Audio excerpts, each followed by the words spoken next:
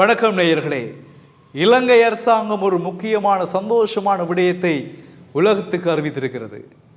America, England, Canada, Russia, India, Saudi Arabia, China இப்படியே 35 நாடுகள் இலவச விசா மூலம் இலங்கைக்கு வரலாம். எந்த விதமான தடைகளும் உங்களுக்கு இல்லை. உங்களுக்காக சுற்றுலா தலங்கள் எல்லாம் மேம்படுத்தப்பட்டு புதிய சுற்றுலா மையங்கள் எல்லாம் உருவாக்கப்பட்டு உங்களுக்காகவே விசேடமாக தயாராகிறது இலங்கை. இந்த நடவடிக்கை அக்டோபர் மாதம் 1ஆம் தேதியில் இருந்து 6 மாதங்களுக்கு செல்லுபடியாகும். நான் நினைக்கிறேன் 2025ஆம் ஆண்டு அக்டோபர், நவம்பர், டிசம்பர், ஜனவரி, பிப்ரவரி, மார்ச் வரைக்கும் உங்களுக்காக இந்த சலுகை வழங்கப்படுகிறது.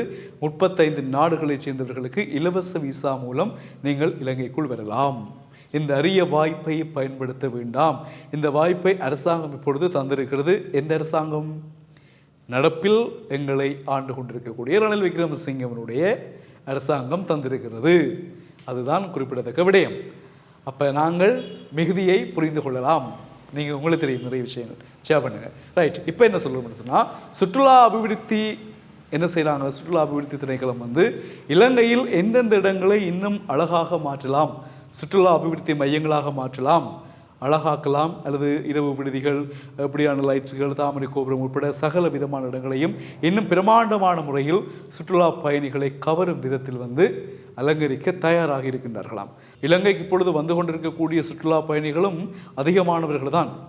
எங்களுடைய வடக்கு கிழக்கை சேர்ந்தவர்களே லட்சக்கணக்காக வந்து கொண்டிருக்கின்றார்கள். அதிலும் நல்லூர் கந்தனை தரிசிக்க லட்சக்கணக்கானவர்கள் வந்து கொண்டிருக்கின்றார்கள்.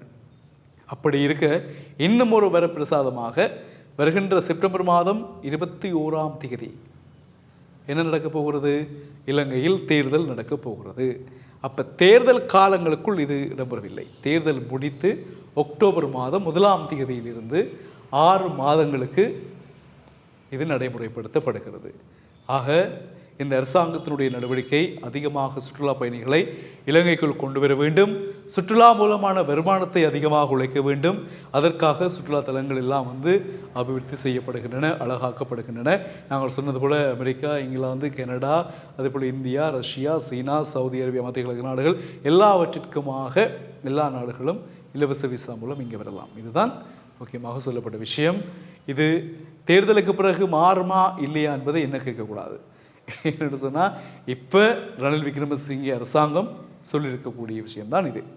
சில வேளைகளில் அல்லது பல வேளைகளில் ரணில் விக்ரமசிங்கே தேர்தலில் ஜனாதிபதியாக வர முடியாத சூழ்நிலை ஏற்பட்டால் சுற்றுலா அபிவிருத்தி அதிகார சபை சொன்னது போல் செய்யுமா அல்லது கிடப்பிலே அது இருக்குமா என்பதும் எங்களுக்கு தெரியாது. சொல்லப்பட்ட விஷயம் சொல்லிவிட்டோம். இனி உங்கள் கைகளில் கருத்துக்களை போடுங்கள். மீண்டும் சந்திக்கலாம் உறவுகளே. வணக்கம்.